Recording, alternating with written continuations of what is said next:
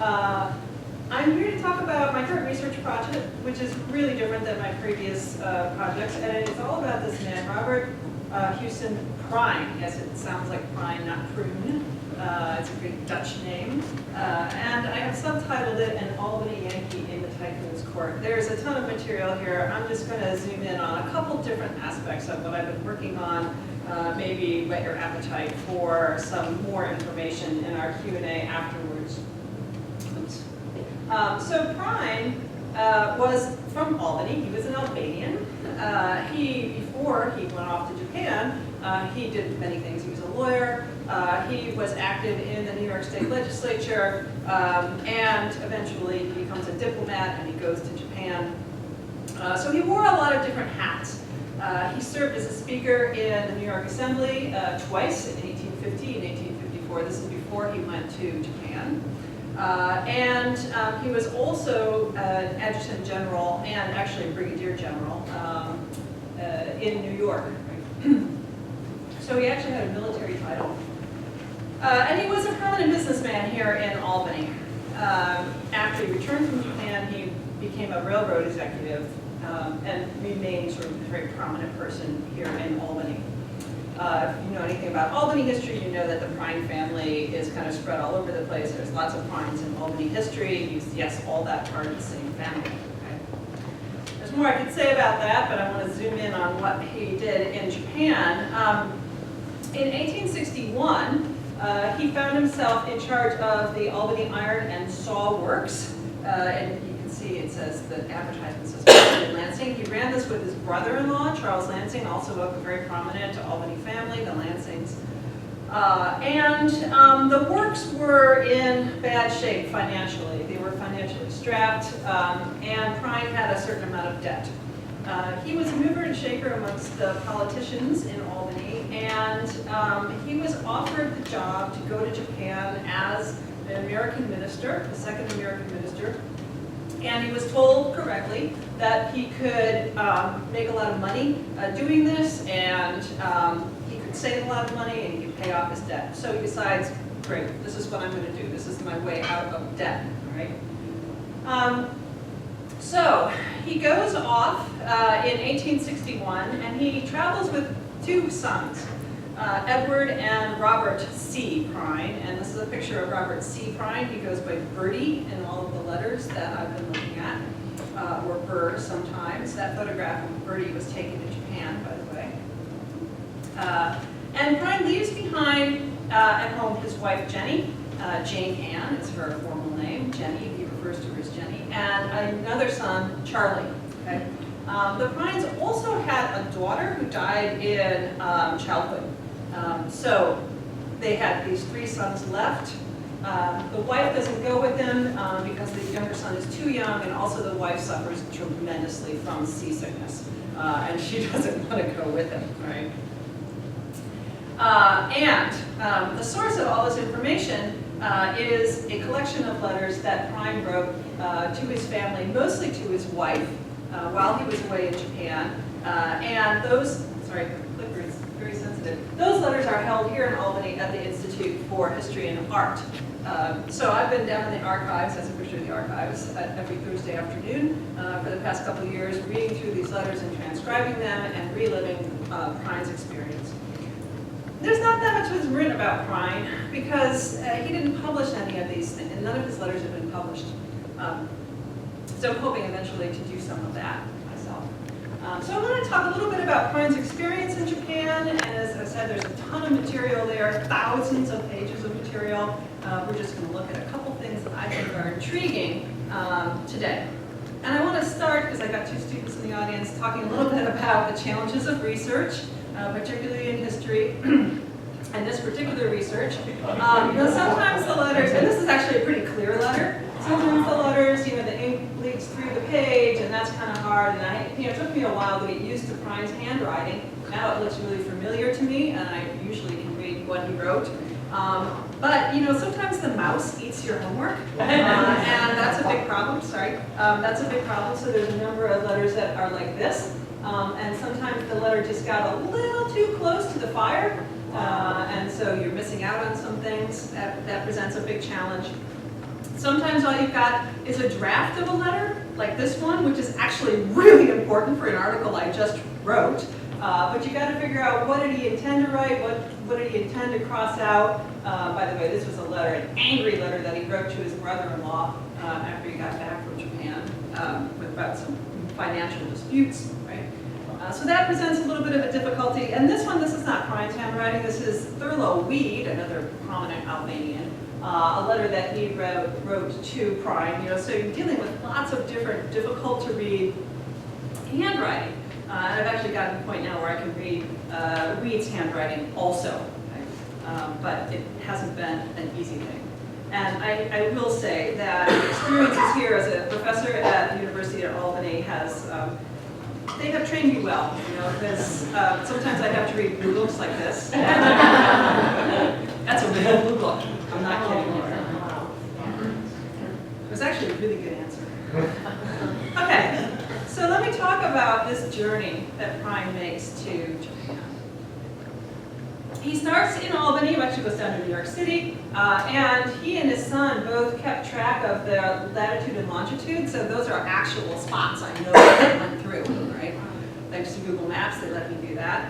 So they go down, they take the train across the Panama Isthmus, and then they board another boat and they go up to San Francisco. Okay? This was the shortest and easiest way to get to Japan, because the Transcontinental Railroad wasn't even started until 1863. So this, this was really the only choice that they had.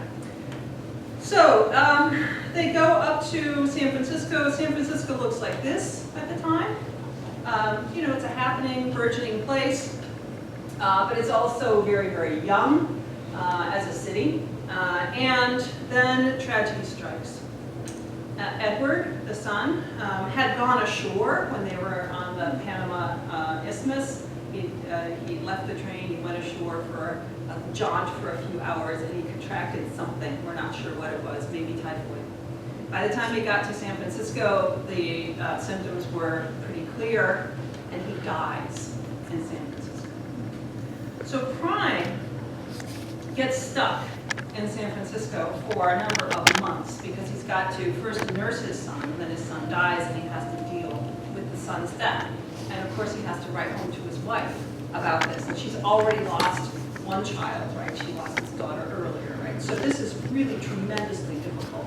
So I wanted to share a couple of things that Pryne writes to his wife. And what we see here on this slide this is a photograph I found, not one that Pryne took, of the Lone Mountain Cemetery, and that's actually where the son, Edward, is at least temporarily interred.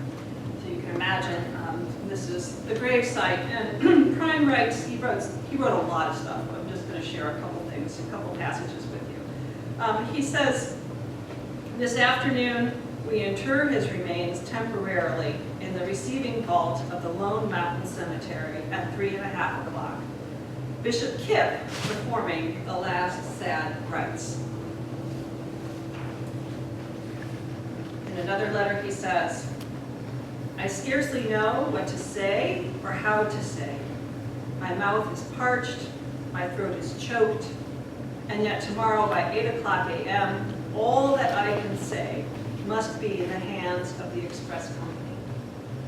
It's right after he's buried his son. That's in February of 1862.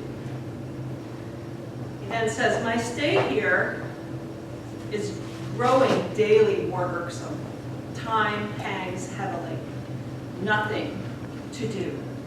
Part of the problem was he couldn't get a ship. His whole trip had been disrupted by this event, and it was very hard for him to get passage to Japan. So he's in San Francisco waiting and waiting and waiting to get passage. And then finally he writes, "Much as I desire to sail, I shall leave with a heavy heart. Favorable winds will bear me farther from you and the remains of our darling boy." So he finally does manage to get passage. He goes through Hawaiian Islands, which at the time are referred to as the Sandwich Islands, and they arrive in Edo, which is the old name for Tokyo. At the time, Edo was a pretty happening place. Okay? It was also kind of, it was the we're going to call it the military capital, not the imperial capital of Japan at the time. There's a lot I could say there, but I don't have time to do it. But he arrives to take over from the first American minister to Japan, whose name was Townsend Harris. We know a lot about Townsend Harris. A lot's been published on him. So, incidentally, he was also a New Yorker. All these New Yorkers involved in this story, upstate New Yorkers. So he arrives in Edo, and the legation initially is here. It's in a temple, and there were 4 legations. Right when Japan had opened its doors to foreign influence, there were 4 legations, and they were all in Buddhist temples, because there were no office buildings they could just plop people into, right? And then, oh, we have these foreign diplomats, what do we do with them? We can't just put them in a house. We have to put them in something that's a little more official. Well, we've got these temples. So they end up putting the Americans in various temples, and Prime goes to this one temple, the Zenpukuji Temple, which is sort of south of really the main part of the city in Edo. So he writes to his wife, he's all excited, right? He's finally gotten there. And he describes some of what his experiences are in his living quarters, and I'm going to share some of that with you. Oops. Sorry. This is a photograph that's also in the Albany Institute, so if you want to see the real deal, it's downtown. And I have given you the transcription of what Prime has written at the bottom of the picture, because I know it's really hard to read. Right? He sends this photo to his wife, and he says, I send you a view of the entrance to our temple, being the second entrance about 300 feet back of the gateway at the street, and a view of one of the many buildings with the enclosure, mainly for the purpose of giving you a glimpse of our famous big tree, a part of which is seen at the right. There are no other views here at present, but I will try and get some others. By the way, Prime had picked up in the Sandwich Islands a photographer whose name was Gulick. And so a lot of these photographs that are in the Albany Institute collection are by Gulick. Here's another picture of the American legation from a different angle, sort of what the complex looked like. He says, the temple we occupy is famous all over Japan. It is a holy place and one not likely to be intruded on. The name is Zenpukuji, or True Happiness Temple, Ji always terminating the names of the temples, and actually meaning temple. The priest is the descendant of a hired officer of the Mikado, from whom it was obtained. Prime always refers to the emperor as the Mikado, and refers to the shogun as the Tycoon. It's one of those challenges of research, always trying to remember those differences, right? So this is also a photograph by Gulick, and that's held in the Albany Institute. He also went to visit the Tycoon cemetery, the Shogun cemetery, which was sort of, private sacred ground in Edo, and very few people were afforded that kind of tour. So he does have some photographs. Strangely, whatever letter he wrote home to his wife describing this experience did not survive. I don't know why. I would assume that he would have written. He wrote a lot of letters. He wrote at least once a week to his wife during the entire time that he was there. He was in Japan for 4 years, 3-4 years. But I can show you some of those photographs.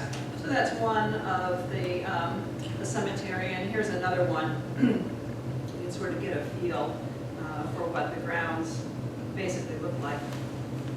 And then at another moment, while he's still kind of new to Japan and getting used to culture and the experience, he writes this to his wife. What a night! It was the Omatsuri, or Great Festival of Japan, and the village officer had sent me word that we would be honored by an opportunity to participate. And until near 3 o'clock, there was an incessant noise of drums or tom-toms singing that 40 cats could not excel, and the shrill noise of the fifes or flutes. Right, so this is a photograph of one of these Matsuri just means a festival. Right? He's not referring specifically to what festival it is, although it's July 12th of 1862, so I'm thinking it's Tanabata.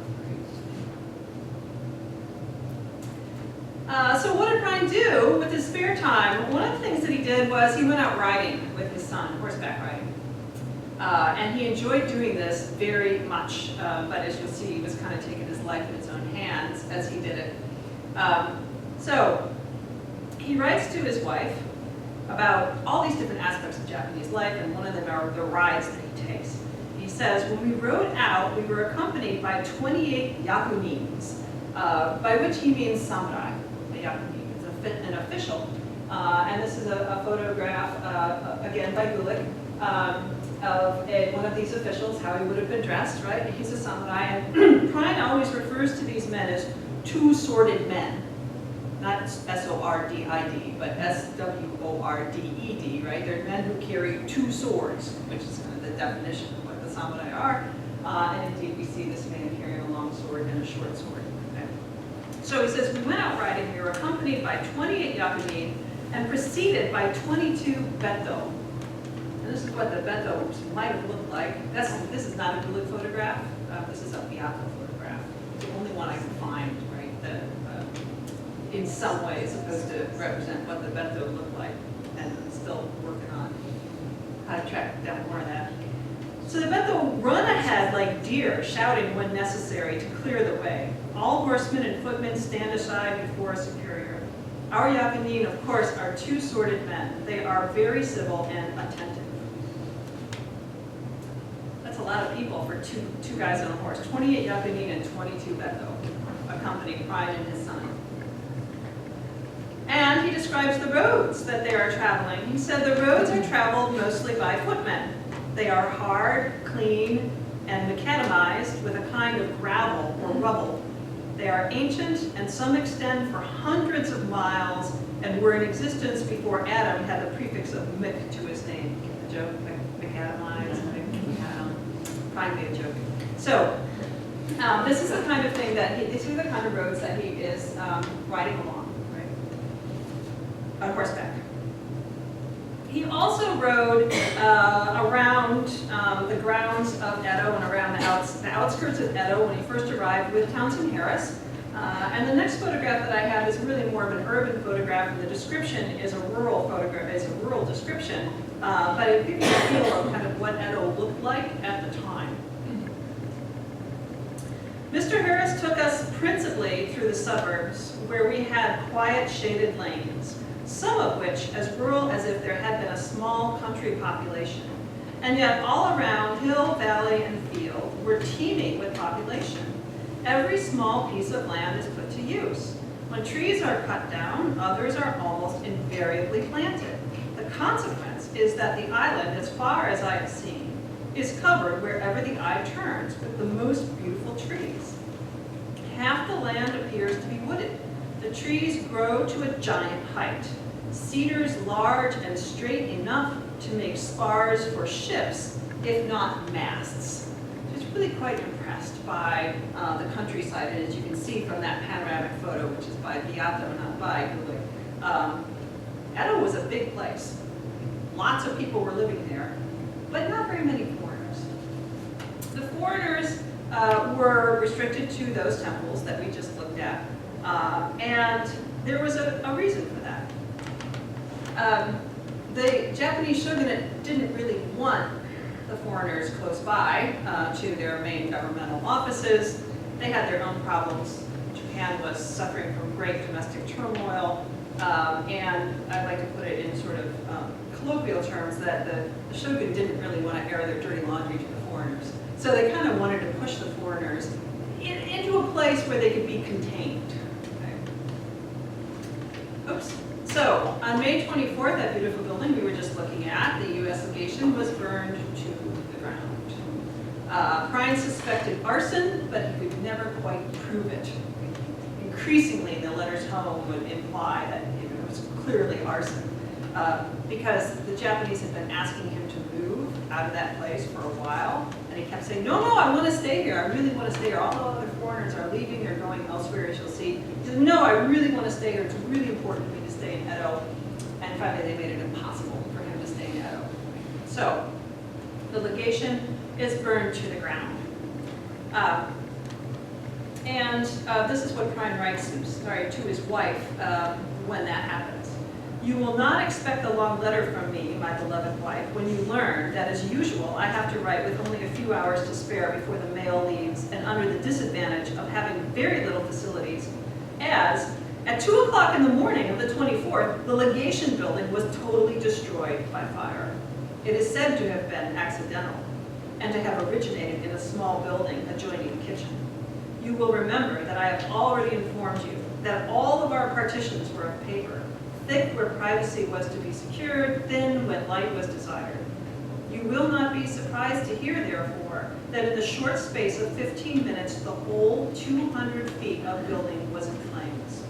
I saved the books and archives, all damaged by the rain, however, but furniture and clothing except about a change and what was in the wash, all destroyed.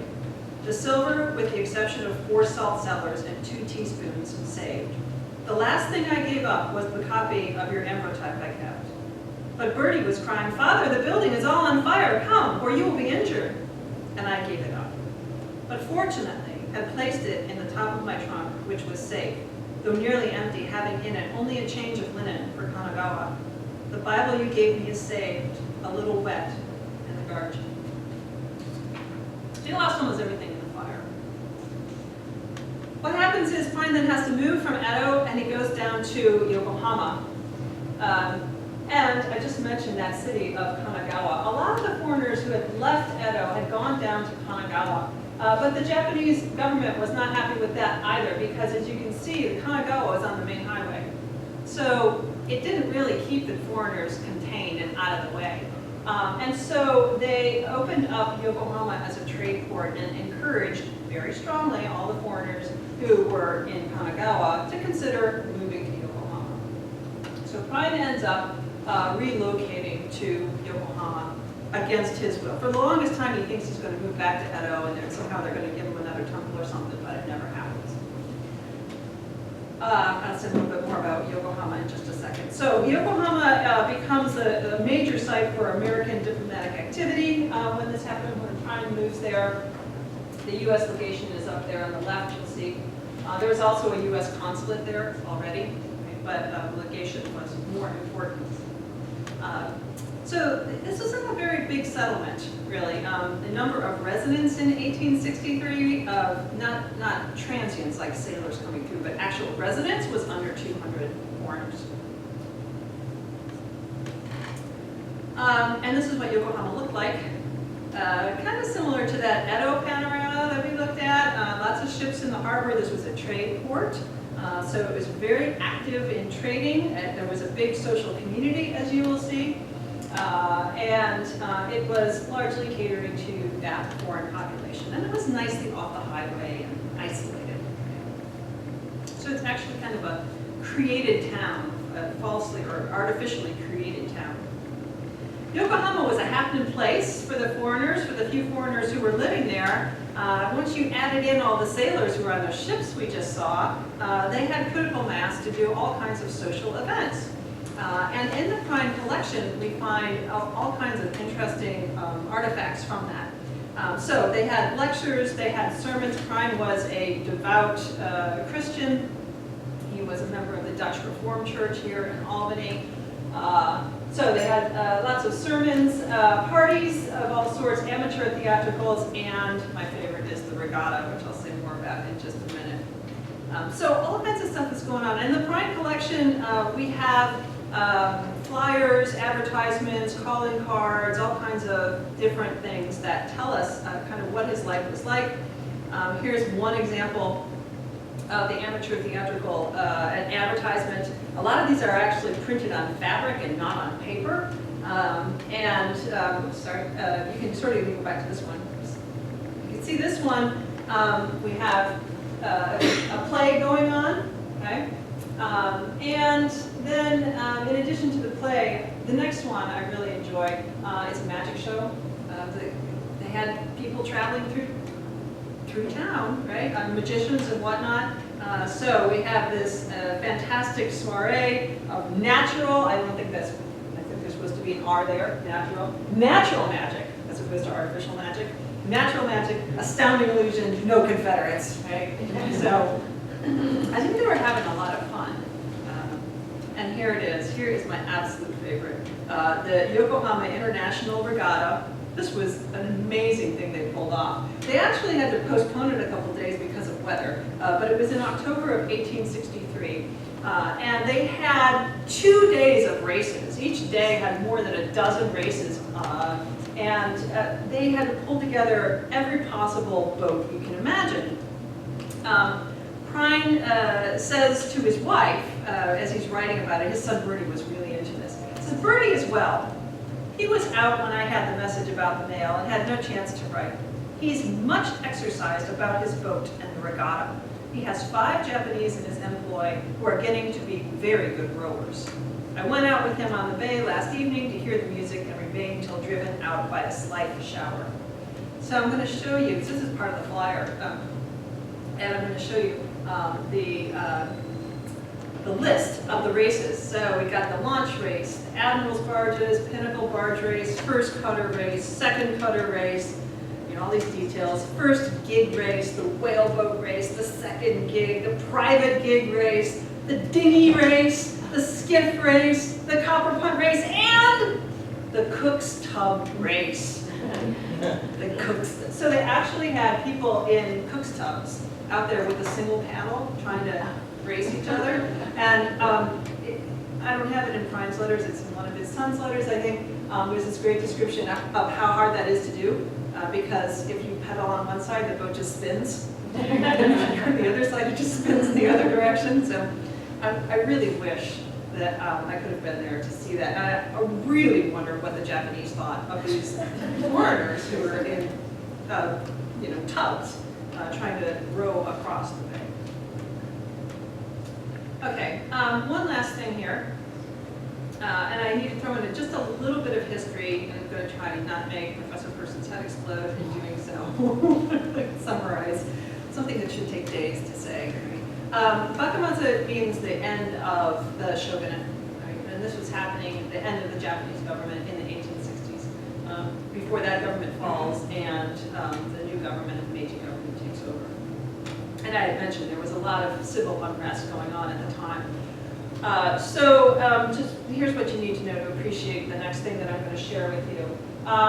Americans established diplomatic relations with Japan in 1854. This was the first Western diplomatic relations that Japan had since the early 17th century. So it had been over 200 years. Right? So the Americans show up and kind of force their diplomacy on the Japanese.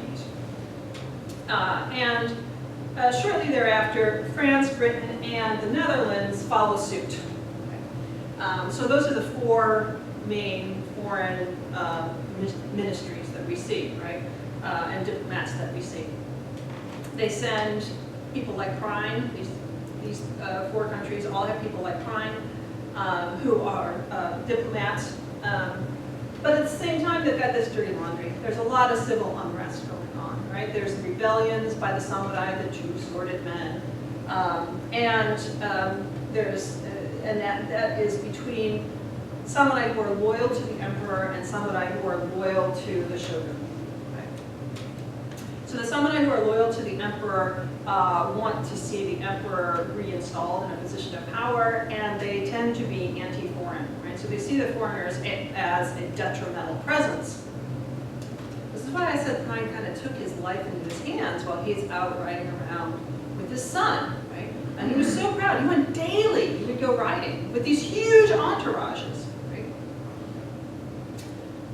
And so he was actually in constant danger, although he seems to be a little bit oblivious to that. So these are the sorts of samurai, this is a Beato photograph, these are the sorts of samurai that Pryne needs to be afraid of. These are some of the rebels from Satsuma. And by the way, the samurai are the only people in Japanese society who are permitted to carry weapons. So they're the military police, think of them that way. Okay? And they have these amazingly sharp swords, and they have the legal ability, basically, to cut down anybody that they see it as worthy of being cut down. A threat. Okay, there's all kinds of reasons why that might happen. We don't have time for that. So, there were a number of assassinations of foreigners by these samurai, and Prime writes to his wife on October 14th, 1863, about this particular. He says, "As the mail was closing, the governor of this place made known to the consuls that a foreigner had been wounded or killed about 2.5 miles from his place. Colonel Fisher, who was the consul, the U.S. consul, reached the spot in advance of the British and French Guard, which was sent out, and then found the body of Lieutenant Camus, 3rd Battalion d'Afrique, a most amiable officer and friend of the family of Admiral Joret. His body was taken to the residence of the French minister, and when I visited him, I saw it. You know, I am not so much given to such sightseeing, and would rather go miles out of the way to avoid it than make any effort to minister them to what I regard as morbid appetite." He goes on. "Shall I describe the awful appearance? If you do not wish to read it, pass it by. I should first say Lieutenant Camus was entirely unarmed, and it is impossible he could have given any provocation.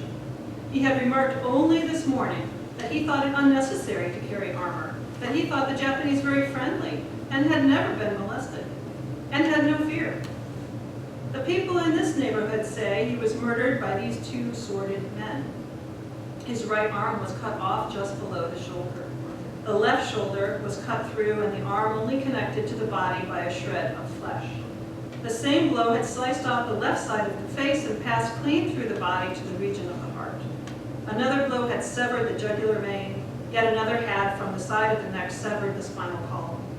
The nose had been cut across and laid open, also the chin. But enough. There were other wounds, but this description will more than suffice. I do not give it because I suppose it will make you feel comfortable, but you will soon undoubtedly hear enough of it from other sources, though no account will go to the U.S. by this mail.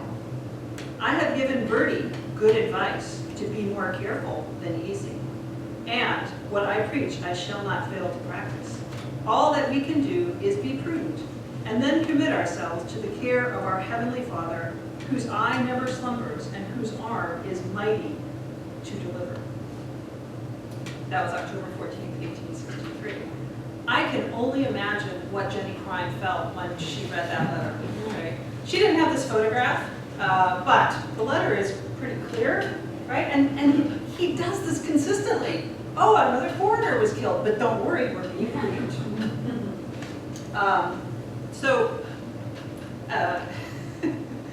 Prime seemed to be a little bit unaware of what's actually going on. Okay. So finally, what happens? Lots of other stuff happens, and we don't have time to talk about it today, but you can ask me in Q&A. Eventually, Prime leaves Japan in 1865. Yes, he was conveniently in Japan during the entire Civil War. Yes, he conveniently had taken 2 of his sons with him so that they wouldn't be drafted in the Civil War. So he returns to Albany via Europe. He actually goes to Europe. He meets up with his family who come from Albany, and they tour around for a little bit, and then they come back here. And then he never returned to East Asia again. He spent the rest of his life in Albany. He was, again, a prominent man, but he very much prided himself on bringing knowledge about Japan to upstate New York. He wanted to go off and give talks. He sent back a tremendous amount of material, pieces of art, furniture, a dog, a live dog, a puppy that he, the wife never writes about the dog arriving, so I don't think the dog made it, but he did that. And if you're interested in botany, he also sent back clippings and bulbs and all kinds of plants that he wanted planted around the Albany area. And now when I walk around here, I look at stuff and I think, I wonder if that's an invasive species from Japan. I mean, who knows? So he had this very long legacy in Albany, and we have access to it thanks to the Institute. And with that, I finish.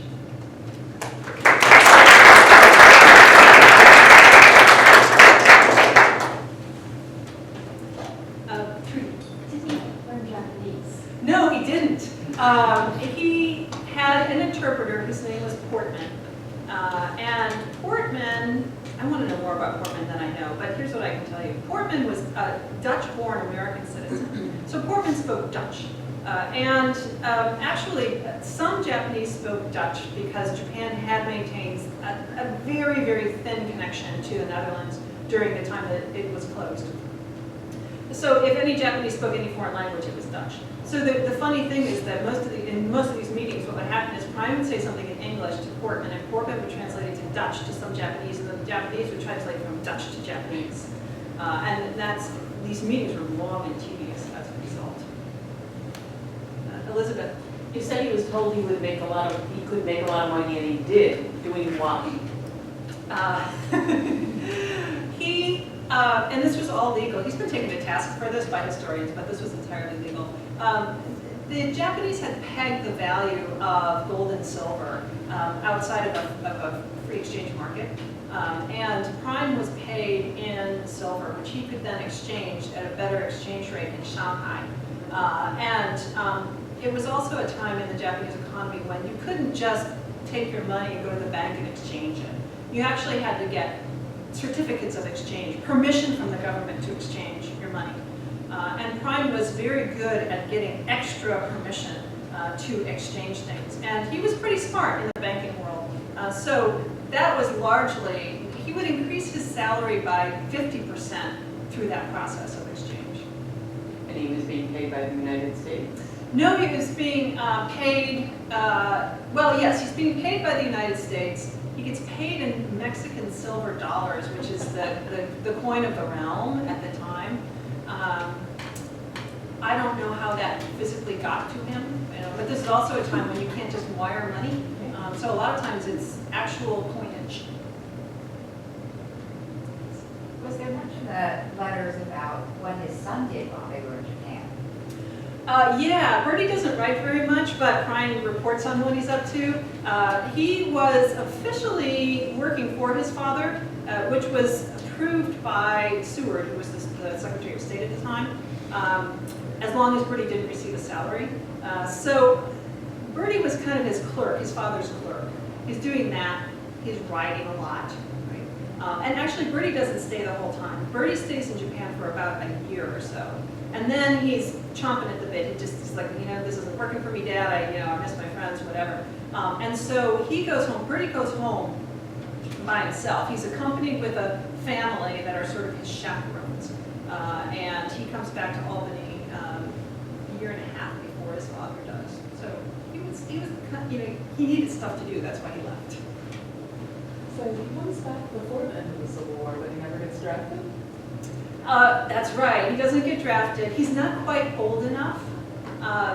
But in one of the letters, Prime does talk to his wife about buying him out of the draft, right? Which was a fairly common thing. Wealthy families would pay someone to take their son's place to fight in a war. That doesn't ever happen.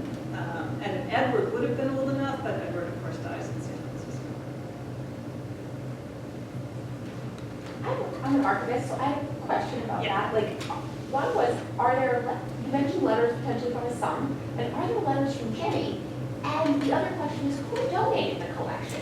That's the Albany Institute. Right. So yes, there are lots of letters from Jenny, tons of them. So if you're interested in what life in Albany was like in the 1860s, that's a great resource because she's always telling him everything's social. He says to her quite specifically, "Don't tell me political news. I get that anyway. Right? Tell me what's going on socially." So there was like baseball on ice. It was a thing in Albany in the winter. I had no idea. There's all kinds of stuff like that. And now the story I'm going to tell is third hand, so it might not be entirely based in fact, but this is what I was told. I was told that the entire collection of letters was sitting in somebody's barn in Connecticut for a long time. Some descendant of Prime. And Norman Rice, who is now retired but used to work down at the Albany Institute, found out somehow that these letters existed, and so he approached the owner and he said, "You've got these letters that you don't care about, they're sitting in your barn. I have something that you care about, and that was some of the Netscape, which are these little figurines, Japanese figurines, that were in the Prime collection that had already been donated to the Institute from some other branch of the Prime family. Prime loved these things. He gave hundreds and hundreds of them to his relatives. And so the Albany Institute had way more Netscape than they ever wanted, right? And so, but they're cute. They're not artistically all that valuable, but they're super cute. So Norman said to the owners, how about a trade? You give me the letters and I'll give you the Netscape. And they said, that deal, that's cool, right? So, and the letters came back into the Institute. This is why some of them are chewed by mice and all that kind of thing, right? They were sitting in kind of damp environment for a while. Yes? Just a follow-up by another archivist here. Just a note, on Twitter today, it is Ask an Archivist Day. So if you have a real pertinent question and you want to tweet it out to an archivist, hashtag Ask an Archivist. Yes. You spoke of him bringing or sending stuff from Japan back to the Albany area. Uh-huh. Did he in any way influence Japanese culture with stuff from upstate New York? Or? Not obviously. I haven't seen anything that would tell us that. I think one reason is that he's kind of isolated. He and all the other foreigners are isolated in Yokohama, right? So there are Japanese who are living close by and spending time with them, but their influence is limited in that respect. And also in Prime's case in particular, he's not there for that long. Just, 3, 4 years is just not that long. John? Did Prime harm himself when he went over, or did he?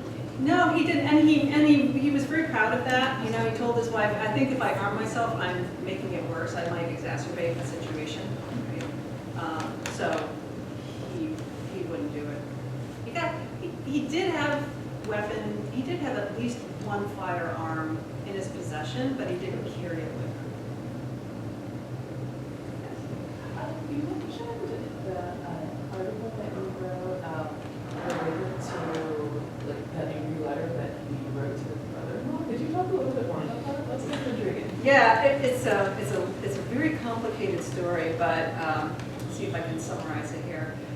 One of the things that Prime did while he was in Japan is he brokered a deal with the government to sell them 3 warships. This was to the shogunate, because the shogunate wanted to use those warships to fight the rebel samurai. So Prime said, hey, I know shipbuilders, let's do this. They gave him this commission, and he sent the commission to his brother-in-law and to Thurlow Weed, those 2 men here in Albany. So Charles Lansing and Thurlow Weed were in charge of fulfilling this contract, and it was a massive contract. It was over, well, initially when they signed it, it was $600 and some $1,000. This is in the Civil War. This is the age of the Civil War.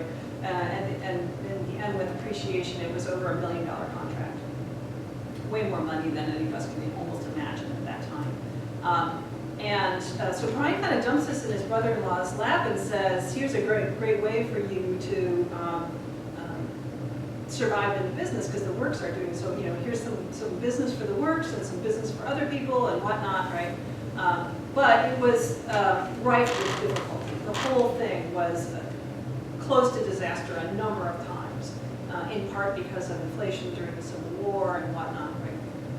And the whole time, Prime is trying to hide these difficulties from the Japanese because he don't want them to worry about it, right? And he's increasingly fighting with his brother-in-law in letters, because brother-in-law is trying to do the right thing with the contracts, but it's becoming closer and closer to impossible. And in the end, only one of the ships got built. The rest of the money had to be refunded. It all kind of did work out, but the 2 men, Prime and his brother-in-law, had a serious disagreement about the final finances of it, right? In the end, Prime said, I don't want any commission at all, and if you give me any commission, I'm going to donate it to charity. Then the letter trail dies, so we don't know exactly what happens. Right? it finally came to a head about 2 years after he came back to Albany. The one thing I can say is that the brother-in-law is buried in the Prime family plot in the Albany Rural Cemetery, so I guess the bygones be bygones in the end. I don't know. So the US government was okay with them making a seal of the Oh, yeah, it's amazingly complicated. Okay, I can tell you about it later. It'll take me like 20 minutes just to summarize it, but yeah, it's complicated. Yes? What's the connection between Robert and the Prime house over in Robinville there? The JBL house. Yeah. JBL was I want to say first cousin once removed. I'm sorry, I can't remember off the top of my head. Okay. I know you said the Prime family was in Albany. Right, yeah, so he mentions JBL Prime all the time in his letters. So JBL was kind of this major patriarch figure in the family. So whenever Robert Prime wanted his wife to consider some major purchase, like stock purchase or something like that, he'd always say, why don't you ask JBL, or make sure JBL thinks it's okay. So I think we're just about out of time, but thank you very much, Susanna.